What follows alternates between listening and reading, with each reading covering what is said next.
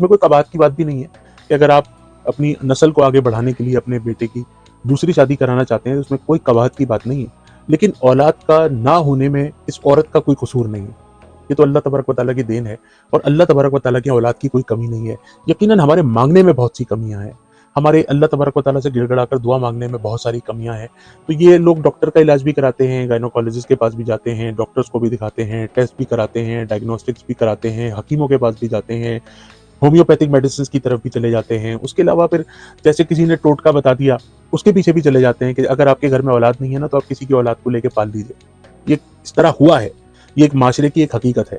ये किसी ने अपनी बहन का बच्चा पाल लिया, किसी भाई की बेटी को पाल लिया, तो आपके किसी का बच्चा उन्होंने गोद ले लिया और वो बच्चा जैसे ही आपके घर में आया अल्लाह तबारक व तआला ने आपके घर के आंगन को उस बच्चे की बरकत से जो है वो हरा भरा कर दिया, आपकी गोद माशाल्लाह हरी भरी हो गई।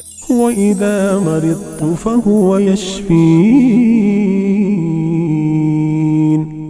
अल्हम्दुलिल्लाह रब्बिल आलमीन वस्सलातु वस्सलामु अला सय्यिदिल अंबिया'i वल मुरसलीन व खातमिन नबिय्यीन सल्लल्लाहु अलैहि वसल्लम। अम्मा बाद फ़अऊज़ु बिल्लाहि मिनश शैतानिर रजीम बिस्मिल्लाहिर रहमानिर रहीम। अल्लाहुम्मा सल्लि अला मुहम्मदिन व अला आलिहि व सहबिहि व बारिक वसल्लिम अलैहि। अस्सलामु अलैकुम व रहमतुल्लाहि व बरकातुहू। आपके बेहद पसंदीदा वीलॉग के साथ आपका मेज़बान आगा मिनहाज हाजिर खिदमत है। इस बार हमसे सोशल मीडिया पे सवालात में कुछ इस तरह के सवालात भी आए हैं कि उन्होंने कहा जी हमारी शादी को 10 साल हो गए और अभी तक हम बे औलाद हैं, आज तक कंसीव ही नहीं किया, आज तक कंसीव नहीं किया। हमारे साथ जिन जिन हजरात की हमारे हम असर लोगों की शादियां हुई थी, जो हमारे कजन थे, बहन भाई थे, रिश्तेदार थे, अल्लाह तबारक व तआला ने उनके आंगन को हरा भरा रखा हुआ है। हमारी गोदें आज तक खाली हैं। उनके माशाल्लाह औलादे हैं, 2-2, 4-4, 5-5, सबके माशाल्लाह बच्चे बड़े हो गए, सब स्कूल जा रहे हैं। हमें तो आज तक कोई औलाद नहीं मिली और हमारे घर का आंगन भी सूना है, गोद भी आज तक खाली है। और ये जो हमारे माशरे का नाज़रीन मोहतरम बहुत बड़ा अलमिया है। यहाँ पे तो खैर मैं 2-4 बातें डिस्कस करता हूँ, लेकिन जो मेरे पास जो कॉल्स आती हैं, जो मेरे पास मैसेजेस आते हैं, जो मेरे पास वॉइस नोट्स आते हैं, वो इस तरह के आते हैं कि आदमी का सुन के जो ना कलेजा जो है वो मुंह को आता है कि जी अब वो ये चाहते हैं कि हमारे जो शौहर हैं उनके जो बहन भाई हैं, हमारे जो सास ससुर हैं, वो चाहते हैं कि अब जो है वो उनका जो बेटा है वो दूसरी शादी कर ले और वो दूसरी शादी की तरफ अपने बेटे का दिमाग बनाते हैं। इसमें कोई कबाहत की बात भी नहीं है कि अगर आप अपनी नस्ल को आगे बढ़ाने के लिए अपने बेटे की दूसरी शादी कराना चाहते हैं तो उसमें कोई कबाहत की बात नहीं है। लेकिन औलाद का ना होने में इस औरत का कोई कसूर नहीं है। ये तो अल्लाह तबारक व तआला की देन है और अल्लाह तबारक व तआला की औलाद की कोई कमी नहीं है। यकीनन हमारे मांगने में बहुत सी कमियां हैं, हमारे अल्लाह तबारक व तआला से गिड़गिड़ाकर दुआ मांगने में बहुत सारी कमियां हैं। तो ये लोग डॉक्टर का इलाज भी कराते हैं, गायनोकोलॉजिस्ट के पास भी जाते हैं, डॉक्टर्स को भी दिखाते हैं, टेस्ट भी कराते हैं, डायग्नोस्टिक्स भी कराते हैं, हकीमों के पास भी जाते हैं, होम्योपैथिक मेडिसिन की तरफ भी चले जाते हैं। उसके अलावा फिर जैसे किसी ने टोटका बता दिया उसके पीछे भी चले जाते हैं कि अगर आपके घर में औलाद नहीं है ना तो आप किसी की औलाद को लेके पाल लीजिए।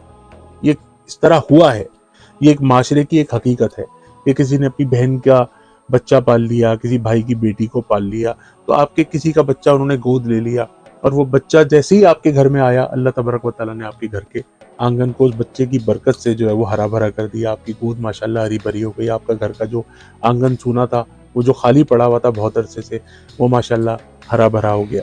तो सबसे पहले तो मैं वही अर्ज़ करूंगा कि दुआ फरमाइए कि अल्लाह तबारक व तआला तमाम लोगों के तमाम मसाइल को हल फरमाए।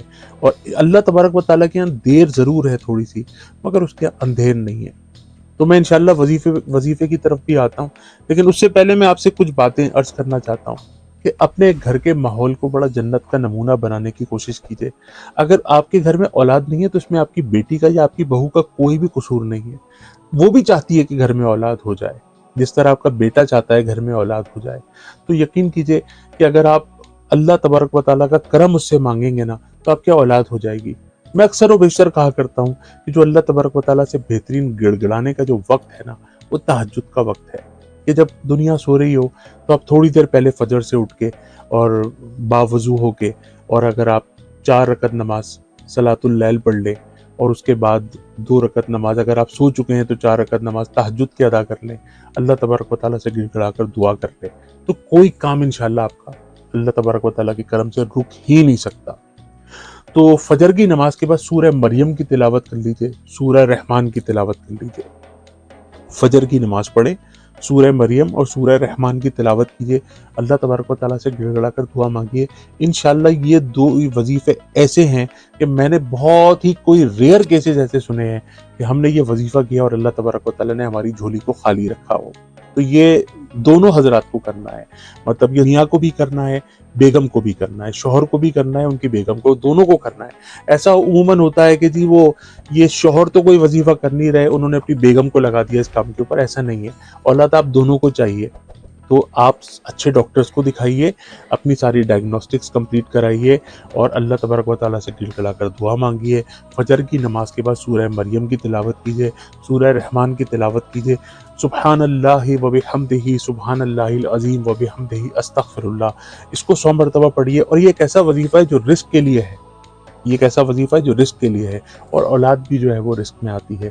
تو یہ وظیفہ کرنے سے بھی انشاءاللہ تبارک و تعالیٰ آپ کے بہت سارے معاملات جو ہیں وہ ٹھیک ہو جائیں گے۔ اور اس کے بعد ایک وظیفہ میں اور دیتا ہوں، یا اللہ ہو، یا رحمان ہو، یا رحیم ہو، یا کریم، یہ مغرب سے تھوڑی دیر پہلے ہاتھوں کو اللہ کی بارگاہ میں اٹھا کے یا اللہ ہو، یا رحمان ہو، یا رحیم ہو، یا کریم، یہ 100 مرتبہ پڑھیے اور 11 مرتبہ درود پاک اول و آخر پڑھیے، اور یہ سورہ رحمان اور سورہ مریم کی تلاوت کے بعد پانی کو دم کریں اور اس کو خود بھی پئیں، اپنے شوہر کو بھی پلائیں، تو انشاءاللہ تبارک و تعالیٰ غیب سے کرم ہوگا۔ کیونکہ میں دوبارہ عرض کرتا ہوں، میرے رب کے یہاں تھوڑی سی دیر ضرور ہے مگر اس کے یہاں اندھیر بالکل بھی نہیں ہے۔ 5 وقتہ نماز کی پابندی کو اپنی زندگی میں شامل فرما لیجئے، باوضو رہنا شروع کر دیجئے۔ ہر نماز کے بعد جو ہے وہ تسبیح فاطمہ اور آیت الکرسی ضرور پڑھیے۔ گھر میں اگر والدین حیات ہو تو ان سے دعا کروائیے، گھر سے نکلیں تو ان کی قدم بوسی اور دستبوسی کر کے باہر نکلیں۔ بھوکوں کو روزانہ پیٹ بھر کے کھانا کھلائیے، کیونکہ افضل ترین صدقہ بھوکوں کو پیٹ بھر کے کھانا کھلانا ہے۔ اگر آپ یہ کام نہیں کر سکتے تو پرندوں کو، حشرات الارض کو باجرہ ڈال دیجئے، چینی ڈال دیجئے۔ زمزم کو اپنی زندگی میں شامل کیجئے، کثرت سے زمزم پی کے اللہ تبارک و تعالیٰ سے اولاد کے لیے دعا کیجئے۔ قبلہ رو کھڑے ہو کے تو اللہ تبارک و تعالیٰ زمزم پینے کے بعد کوئی بھی دعا کو رد نہیں فرماتا۔ میرا یہ ویلاگ اگر آپ کو پسند آیا ہے تو صدقہ جاریہ کے لیے ضرور شیئر فرمائیے گا۔ میری اسکائپ آئی ڈی اور واٹس ایپ آپ کی اسکرین کے اوپر موجود ہے، آپ مجھ سے اس پہ رابطہ فرمائیے۔ میں انشاءاللہ قرآن و سنت کی روشنی میں پوری کوشش کروں گا کہ آپ کی رہنمائی کر سکوں۔ السلام علیکم ورحمۃ اللہ وبرکاتہ۔ وَإِذَا مَرِضْتُ فَهُوَ يَشْفِينِ